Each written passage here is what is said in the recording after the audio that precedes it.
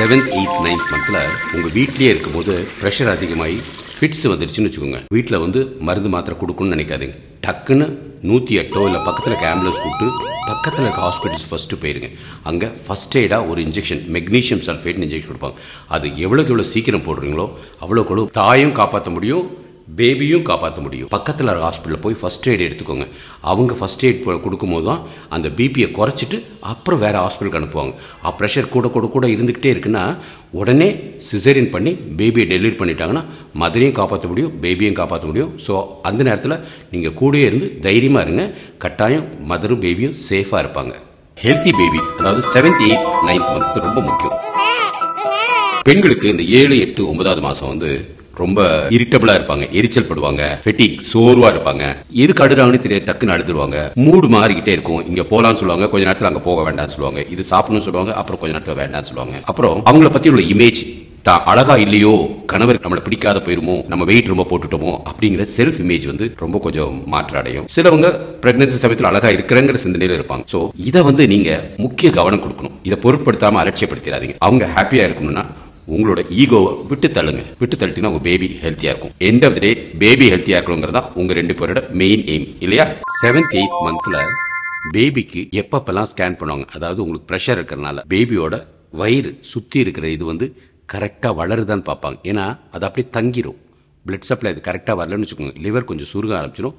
So small for gestation வரதுக்கு வாய்ப்பு இருக்கும். ஸ்மால் ஃபார் ஜெஸ்டேஷன் பேபி சாதாரண பேபியோட அதுங்களுக்கு வந்து டிசீஸ் கூட அது இறந்து போகிற வாய்ப்பு கூட இருக்கும். ஸோ அதனால் ரொம்ப கேர்ஃபுல்லாக வாரத்துக்கு ஒரு நாள், வாரத்துக்கு 2 தடவை கூட ஸ்கேன் பண்ணுவாங்க. சிடிஜின்னு இருக்கும், ஹார்ட் ரேட் கரெக்டாக செக் பண்ணுவாங்க. பேபி மூவ் பண்ண அந்த ஹார்ட் ரேட்டு கூட வரும். அது பேபி மூவ் பண்ணாமல் அமைதியாக இருக்குன்னு வச்சுக்கோங்க, டாப்லர் டெஸ்ட்னு பண்ணுவாங்க. இதெல்லாம் ஸ்கேன் இருந்தால் தான் பேபியோட ஆரோக்கியத்தை கரெக்டாக பார்க்க முடியும். பேபியை நல்லா பாதுகாத்துக்கோங்க. 7th 8th 9th மந்த்ல பிரஷர் அதிகம் வரும்னு பத்தி சொல்லியிருக்கோம் இல்லையா? வராம எப்படிலாம் தடுக்க முடியும்னு சொல்றேன். நம்பர் 1, 7வது மாசத்துல இல்ல 20 வீக்ஸ்ல இருந்தேங்க வாரத்துக்கு ஒரு நாள் வீட்லயே படுக்க வச்சு செக் பண்ணுங்க. ஒரே கையில லெஃப்ட் ஹேண்ட் தான் யூஸ்வலா செக் பண்ணுவோம், ஏன்னா ஹார்ட் இங்க இருக்கனால. வீக்லி ஒன்ஸ் ஹஸ்பண்ட் தான் செக் பண்ணணும். நம்பர் 2, யூரின்ல புரோட்டீன் இருக்கான்னு சும்மா டிப் டெஸ்டே இருக்கு, வீட்டில் செக் பண்ணுங்க. 3வது, உப்பு அதிகமான கருவாடு, ஊறுகாய் இதெல்லாம் படிப்படியாக கொஞ்சமாக குறைச்சிருங்க. இது 3 செஞ்சுட்டு இருந்தீங்கனாலே உங்களுக்கு பிபி வராம பார்த்துக்க முடியும்.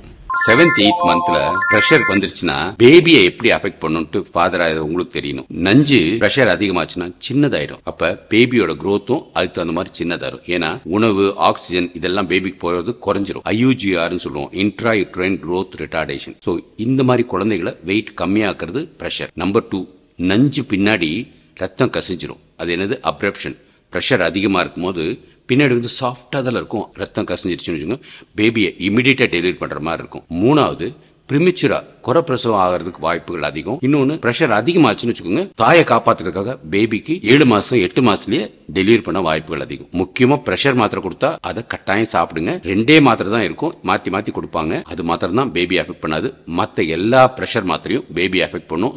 7th 8th 9th மந்த்ல மைல்டா பிரஷர் வந்திருக்குன்னா as a husband நீங்க என்ன பண்ணணும்னு நான் சொல்றேன். உங்க ஒய்ஃபை ஃபர்ஸ்ட் நல்லா அமைதியா தூங்குறதுக்குள்ள வாய்ப்பு கொடுங்க. நம்பர் 2, ஸ்ட்ரெஸ் இருக்க மாதிரி, அதாவது பயப்படுற மாதிரி அதிர்ச்சியா எந்த ஒரு தகவலும் சொல்லாதீங்க. 3வது, டெய்லி ஒரு 2 இல்லாட்டி 3 தெரியாது பிபி செக் பண்ணுங்க. பிபி அதிகமா இருந்துச்சுன்னா உங்க டாக்டர் சொல்ற மாதிரி மெடிசன் சாப்பிடுங்க. 4வது, ஹாப்பியா இருக்கிற மாதிரி பார்த்துக்கோங்க. அதாவது பயப்படுற மூவி பார்க்க வேண்டாம், தேவையில்லாமல் அவங்க மேலே ஆத்திரப்படாதீங்க, கோவப்படாதீங்க. அதெல்லாம் இருந்துச்சுனாலே ப்ரெஷர் காமாக இருக்கும்.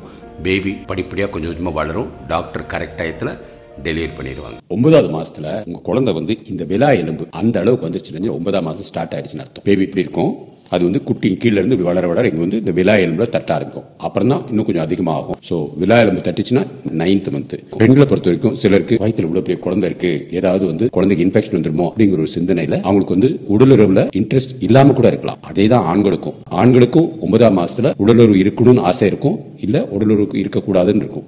அந்த நேரத்துல நீங்க 2 பேரும் கலந்து பேசிட்டு எது உங்களுக்கு நல்லதோ அதுபடி செய்யுங்க. சுகப்பிரசவத்திலையும் சிசேரியன் செக்ஷன்லயும் ஹஸ்பண்டோட ரோல் என்ன, இது நமக்கு நிறைய பேர் புரியலங்க. Physical support support. வலி வரும்போது கையை இறுக்கி பிடிச்சுப்பாங்க, இல்லாட்டி டாய்லெட் போகும்போது கையை பிடிச்சு நடத்தி கூட்டு போவாங்க. இந்த மாதிரி வலி வர நேரத்துல உள்ள சப்போர்ட், முதுகுல லைட்டா மசாஜ் பண்ணி விடுறது, இல்லாட்டி ஒரு சைடா படுக்க வைக்கிற போது கொஞ்சம் சப்போர்ட் கொடுக்கிறது, இது மாதிரி பிசிக்கலா சப்போர்ட் பண்றது. சோ அதுவுமே ஹஸ்பண்ட்ஸ் இருக்கும்போது மனைவிமார்களுக்கு இன்னும் கொஞ்சம் ஈஸியா இருக்கும். பேபி பிரசவ பாதையில அப்படியே மெதுவா வரும்போது நம்ம அது திரும்பி வரும்போது நம்மளே பாடியை திரும்ப ஆரம்பிப்போம். சோ அந்த சமயத்துல ஒரு ஹஸ்பண்டா அதுக்கு தகுந்த மாதிரி ஒரு ஒய்ஃபை இது பண்ண முடியும். சோ அந்த பொசிஷனை கரெக்டா அட்ஜஸ்ட் பண்ணி ஒய்ஃபை படுக்க வைக்கிறது ஹஸ்பண்டால தான் கரெக்டா பண்ண முடியும். சுகப்பிரசவத்துக்கு வலி இல்லா பிரசவம் மட்டும் தான் தீர்வு நினைக்காதீங்க. நிறைய பேருக்கு நான் சொன்ன மாதிரி பேபியோட ஹெட் எல்ஓஏ, அதாவது இந்த போர்ஷன் முன்னாடி இருந்துச்சுன்னா அவ்வளவு வலி இருக்காதுங்க. அவங்க மருந்து இல்லாம எப்படி வலியை கம்மி பண்றது? Number 1 breathing techniques. வலி வரும்போது ரிதமிக்கா பிரீத் பண்ணுவோம். வலி நான் சொன்ன மாதிரி 15 நிமிஷத்துல ஒரு தடவை வரும், அப்புறம் 15 நிமிஷம் 2, அப்புறம் 15 நிமிஷம் 3 தடவை வரும். அந்த நேரத்தில் டீப் பிரீதிங் டெக்னிக்ஸ் கத்துக்கலாம். நல்ல வலி இருக்கும்போது நல்லா நீங்க நடக்கிறீங்கன்னு வச்சுக்கோங்க, நடக்கிறதுனால அந்த பெயின் கொஞ்சம் கொஞ்சமா உங்களோட கட்டுப்பாட்டுக்குள்ள இருக்கும். அப்புறம்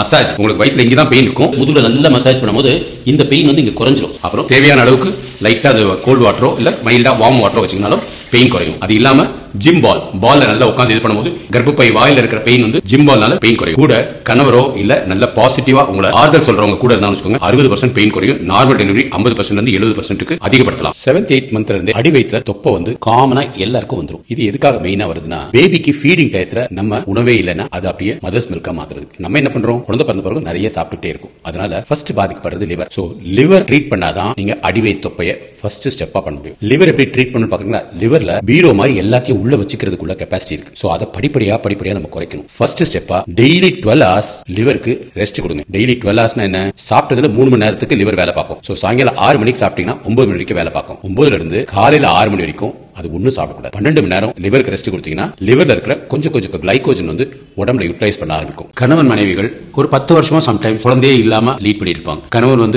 இது ஒய்ஃபை டிஸ்டர்ப் பண்ணுமா, மனசை பாதிக்க மட்டும் ஒய்ஃப்ட கேட்க மாட்டாங்க. ஒய்ஃப் ஹஸ்பண்ட பாதிக்க மட்டும் கேட்காம இருப்பாங்க. ஆனா உடலுறவுல நார்மலா மாசத்துல ஒரு 1 or 2 அப்படியே அவங்களுக்கு தெரிஞ்சதுக்கு ஏதோ பண்ணிட்டு இருப்பாங்க. எதனாலனா சம்டைம்ஸ் விந்துல மைன்யூட் ப்ராப்ளம் இருக்கலாம். அதே போல கருமுட்டை ரிலீஸ் ஆகுதுல மைன்யூட் ப்ராப்ளம் இருக்கலாம். டியூப்ல லைட்டா நீர் கட்டி இருக்கலாம். விந்துல தான் most of the time mistakes இருக்கும். ஏன்னா நம்ம 2 வீலர்ல போறோம், சில தவறுகள் தெரியாம செஞ்சிருப்போம். சோ விந்துல உள்ள மிஸ்டேக்கை கரெக்ட் பண்ணீங்கனாலே ஆட்டோமேட்டிக்கா குழந்தை உண்டாயிடும். ரோட்ல நடக்கும்போது இந்த பேபி தலை உள்ள போகும்போது இந்த எலும்பு, இது பேர் பியூபிக்னு சொல்லுவோம். இது இலியம், இது சேக்ரம், இது எல்லாம் ஒன்னா சேர்ந்து தான் இருக்கும். 7 மாசம் 8 மாசம் ஆகும்போது இந்த எலும்பெல்லாம் கொஞ்சம் விரிஞ்சு கொடுக்கும். நம்ம நடக்கும்போது இந்த போன் டப்பு டப்புன்னு இடிக்கும், பயங்கரமான வலி வருங்க. சோ அந்த மாதிரி வலி வந்துச்சுன்னா ரொம்ப கஷ்டம். அது பேபி பிறந்ததுக்கு அப்புறம் தான் கம்ப்ளீட்டாவே குணமாகும். சோ அதுக்கு என்ன செய்யலாம் அப்படின்னா, நல்ல சாஃப்டான ஸ்லிப்பர்ஸ் போட்டுக்கணும். முடிஞ்ச அளவு ரொம்ப ரோட்ல நடக்காதீங்க. வீட்டுக்குள்ள நடக்கறனால ப்ராப்ளம் இல்ல பெயின் ஜாஸ்தியா இருக்குன்னா அதுக்குள்ள பிசியோதெரபிஸ்ட் பார்த்து அந்த பெல்ட் யூஸ் பண்ணிக்கலாம்.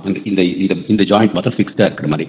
இன்னொன்னு கிரச்சஸ், வயசானவங்க கொஞ்சம் ஃபிராக்சர் ஆனவங்க யூஸ் பண்ணுவாங்க. அது மாதிரி கிரச்சஸ் அதை யூஸ் பண்ணிக்கலாம். இது யார் ஜாஸ்தியா இருக்குன்னா, சுகர் பேஷண்ட்டுக்கு, குழந்தை வெயிட் அதிகமா இருக்கிறவங்களுக்கு, இல்ல உங்களுக்கு 60 கிலோக்கு மேல வெயிட் இருக்கிறவங்களுக்கு ரொம்ப காமன். அது இல்லாம மத்தவங்களுக்கும் வரலாம். Normal delivery, spontaneous delivery, natural birth, vaginal delivery பல பேர் இருக்கலாம். First stage early labour.